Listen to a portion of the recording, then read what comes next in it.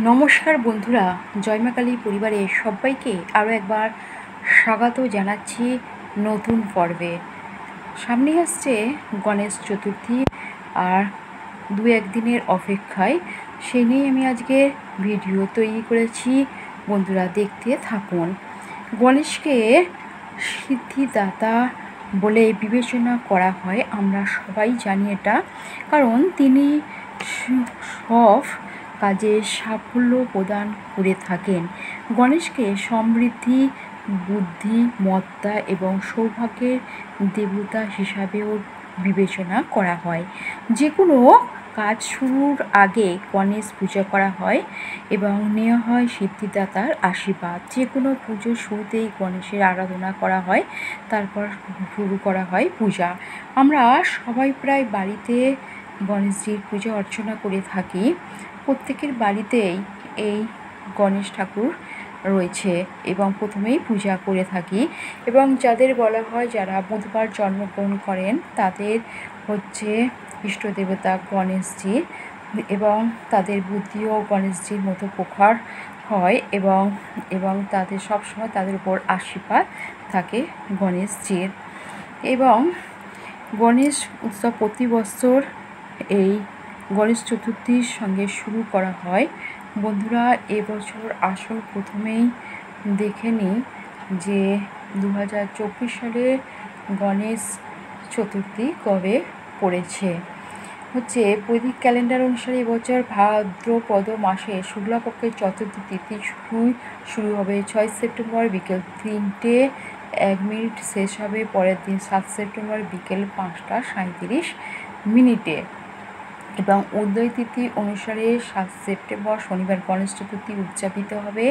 ওই দিনই সবাই উপোস করবেন এবং গণেশ মূর্তি যারা স্থাপন করবেন সেদিনই পূজা হবে। এবং এই পূজার মন্ত্র হলো গণেশ চতুর্থীর ওম গণপত্যয়ে নম বা ওম বিঘ্নেশ্বরায় নম মন্ত্রটি অবশ্যই জপ করবেন। এই মন্ত্রটি জপ করলে গণেশজির আশীর্বাদ পাওয়া যাবে। গণেশ উৎসব প্রতি বছর গণেশ চতুর্থীতে এই গণেশ পুজো জন্মবার্ষিক হিসেবে পালিত হয়। বিশ্বাস অনুসারে ভগবান গণেশ সমস্ত ধরনের বাধা দূর করে এবং শুভ ফল প্রদান করে বলে মনে করা হয়। এবং এই গণেশ পূজার এই দিন মূর্তি স্থাপন করা হয় এবং 10 দিন ধরে পূজা অর্চনা করা হয়। এবং গণেশ চতুর্থীতে গণেশের প্রিয় কিছু খাবার আমরা দিতে পারি, যেমন মোদক বাড়িতে তৈরি করেও দিতে পারি গণেশ পূজাতে। তার প্রিয় খাবারের মধ্যে পড়ছে নারকেল নাড়ুও আমরা গণেশজিকে পূজায় নিবেদন করতে পারি। আবার গণেশজির প্রিয় আরও কিছু খাবার আছে যেগুলো আমরা দিতে পারি। এটা হচ্ছে নারকেলের বরফি, গণেশজির খুবই প্রিয়। এগুলো মিষ্টি দোকানেও পাওয়া যায় এবং এগুলো গণেশজিকে দেওয়া যেতে পারে। এই পুরাণপুলি, এটা রুটির মতো দেখতে, এর ভিতরে গুঁড়ো নারকেল দিয়ে তৈরি করতে হয়। এটা হচ্ছে পুরাণপুলি। আর পুরাণপুলির পরে এটা হচ্ছে শ্রীখণ্ড, দই, বাদাম, কিশমিশ দিয়ে এটা তৈরি করতে হয়। এগুলো গণেশজির খুবই প্রিয় খাবার। আরও একটি খাবার হলো বেসনের লাড্ডু। এগুলো গণেশজিকে অবশ্যই দিতে পারেন গণেশজির পূজার সময়। এগুলো দিলে গণেশজি খুবই খুশি হন। তবে আমরা সবাই জানি যে হিন্দু ধর্মে ঈশ্বরের আরাধনার সঙ্গে অঙ্গাঙ্গিভাবে জড়িত আছে ফুল। ফুল ছাড়া কোনো ঠাকুরের পূজাই সম্পূর্ণ হয় না। ফুল তার সৌন্দর্য ও সুগন্ধ দিয়ে পরিবেশে একটা পজিটিভ ভাইব্রেশন নিয়ে আসে। সেই জন্য গণেশ ঠাকুরের প্রিয় ফুল নিবেদন করলে উনি খুবই সহজে সন্তুষ্ট হন এবং আমাদের আশীর্বাদ করেন এবং সংসারে সুখ সমৃদ্ধি ভরে ওঠে।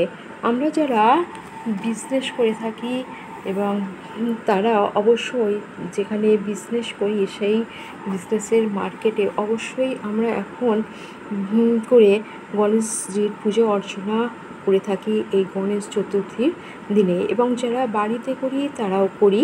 তা গণেশজির কিছু প্রিয় ফুল বলি। প্রথমেই হচ্ছে গাঁদা ফুল। হলুদ গাঁদা ফুল গণেশজির খুবই প্রিয় ফুল। সুস্বাস্থ্য লাভের জন্য গাঁদা ফুল দিয়ে গণেশজির পুজো করলে গণেশজির সমস্ত অসুখ বিসুখ সেরে যায়। এবং আরও প্রিয় ফুল হলো লাল জবা ফুল। লাল জবা ফুল খুবই প্রিয়। এই ফুল দিয়ে পুজো করলে তিনি সমৃদ্ধি দান করেন ও শত্রু নাশ করেন। এবং গণেশজির আরও কিছু ফুল আছে, এটা কুন্দ ফুল সারা বছরই ফোটে বন্ধুরা, যাকে জাসমিন বলা হয়। এই গণেশ চতুর্থীর দিনে নিবেদন করলে তার আশীর্বাদ পাওয়া যায়, সংসারে সুখ ও শান্তি বিরাজ করে। আরও আসুন কিছু ফুলের কথা বলি।